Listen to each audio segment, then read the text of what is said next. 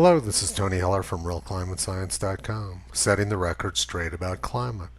Just a few months ago, the press was telling us that global warming was the greatest threat which mankind had ever faced. Back in January, our leaders said that climate change tops the risks for the world in 2020. And just a couple months ago, experts said that 1/3 of people will face unlivable heat by 2070 unless something. This sounds really bad, but it's actually much worse than that. In 1989, a leading UN official said that we had to stop global warming by the year 2000.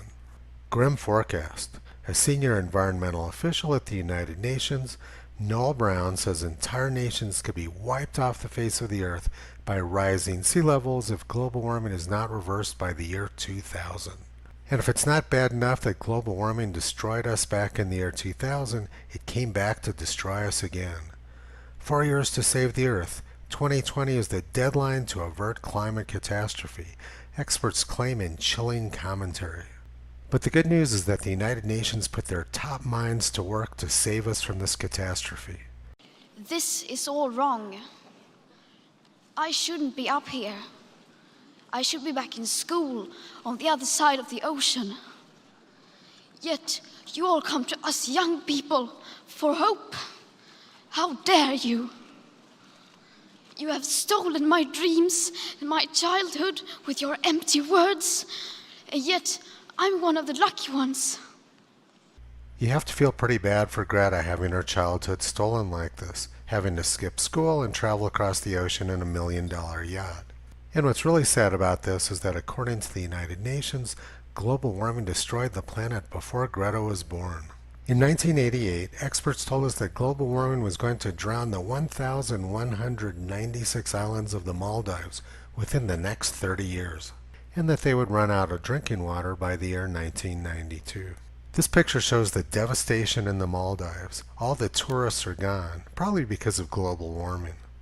Also in 1988, the world's leading climate expert, NASA's James Hansen, said that lower Manhattan would be underwater within 20 or 30 years. This is particularly sad because it means that the United Nations drowned before Greta ever had a chance to go there. And if all those drowned islands aren't bad enough, experts say that the Arctic's can be ice-free by the year 2013. The BBC wouldn't publish this unless it was true. Backing up this assertion is Nobel laureate Al Gore, who says the Arctic might not be ice-free until the year 2014.